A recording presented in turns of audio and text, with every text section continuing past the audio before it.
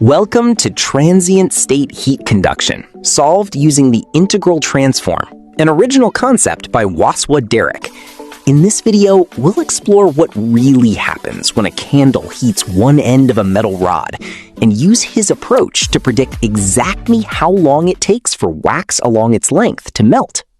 Here's our setup. A candle flame heats one end of a semi-infinite metal rod, with wax particles placed along its length. Let's meet our symbols. T is temperature. X is how far along the rod we are. T is time. T sub S is the surface temperature, the fixed temperature at the flame's contact point. And T infinity, that's the room's temperature, far away from the flame. This is the governing equation. Alpha is how fast heat spreads through the metal. H is the heat transfer coefficient, how easily heat escapes from the rod's surface into the air. P is the perimeter, the distance around the rod's cross-section. K is the thermal conductivity, how well the metal itself conducts heat. And A is the cross-sectional area, the size of the rod's circular face. Together, these tell us exactly how temperature changes, at any point, at any time. To solve this equation, most would turn to the heat balance integral method developed by Goodman. But Goodman's method requires you to guess the temperature profile. I'm not going to guess it. I'm going to derive it from first principles. That's what makes this approach different. Before solving, we set three conditions. At the start, before the flame is introduced, the whole rod sits at room temperature. At the hot end, the temperature stays fixed at T sub S. And far along the rod, away from the flame, the temperature returns to room temperature, T infinity. Now we take the governing equation, the one we introduced earlier, describing temperature at a single point on the rod, and integrate it spatially. That means adding up that equation across every point along the rod, from the flame all the way to infinity. Now, here's the clever part. Instead of jumping straight to a complicated formula, we build it up slowly. First, we look at how temperature changes over a small step in time. We call this small time step delta T. That's the difference between the temperature right now and the temperature just a moment later. We substitute that idea into our governing equation and simplify it by dividing everything by alpha. Then we make two shortcuts to keep things tidy. We call one combination of terms S squared and another combination gamma.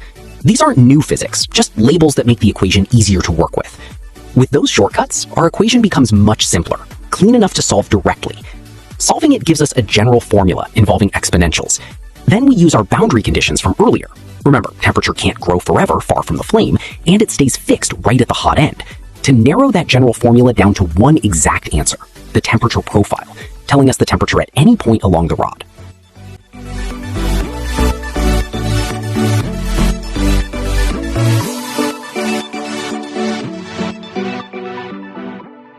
Our temperature profile still has two unknowns in it, S and gamma, shown in red here.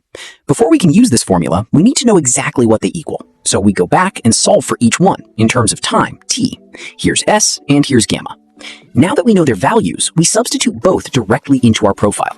The red unknowns disappear, replaced by these solved expressions in orange. And what's left is one clean formula, the temperature at any point X on the rod at any moment in time, T. Now let's find X, how far a wax particle sits from the flame. This isn't just one fixed number. X changes depending on which particle we're looking at. We take our formula and rearrange it to get X by itself. Early on, right after the flame is lit, this becomes something really simple. X should be proportional to the square root of time. So, in theory, if we plot distance against the square root of time, we should get a straight line, starting right at 0. That's the prediction. But is that really what happens? Let's check. But when the real experiment was run on an aluminum rod, 2 millimeters in radius, this is what the data actually showed. The points do follow a straight line, almost perfectly. But look at where it starts. It doesn't begin at 0. There's a negative intercept. Theory said the line should pass through the origin. The real rod says otherwise. So what explains that gap? Instead of assuming a fixed temperature right where the flame touches the rod, we try something different. A constant heat flux, Q. A steady rate of heat energy flowing in rather than a fixed temperature. Everything else about the problem stays exactly the same. Only this one assumption at the very tip of the rod changes. We solve this new version the same way as before. The general solution looks familiar, but this time, when we apply our new flux condition instead of a fixed temperature, Q takes the place of Ts in the final formula. The shape of the profile is now driven by how much heat is flowing in, not by a fixed starting temperature. Just like before, we solve for how S changes over time, then substitute that back into gamma and into our flux-based profile. To keep things tidy, we give the combined result a new label, delta. This gives us our final flux-based temperature profile, how temperature behaves at any point on the rod at any moment in time, this time driven by heat flux instead of a fixed temperature. Now we rearrange this and take natural logs. Using a simple approximation and solving for x, we get this. X equals the square root of alpha times T minus this second term, K over Q times the temperature difference. That second term, the one that wasn't there in our first attempt, is exactly what produces the negative intercept we saw in the real data. This is the answer. The flux at the flame is what pulls the line down, away from the origin. So how does heat actually move through the rod? Two ways. Free electrons drift through the metal, carrying energy as they go. At the same time, the atoms themselves vibrate in place, passing that energy along to their neighbors, like a chain reaction. Together, these two motions carry heat from the flame, all the way down the rod. Theory predicted a straight line, starting right at zero. The real rod told a different story. By rethinking one assumption, not a fixed temperature, but a steady flow of heat, the math finally matched what actually happened.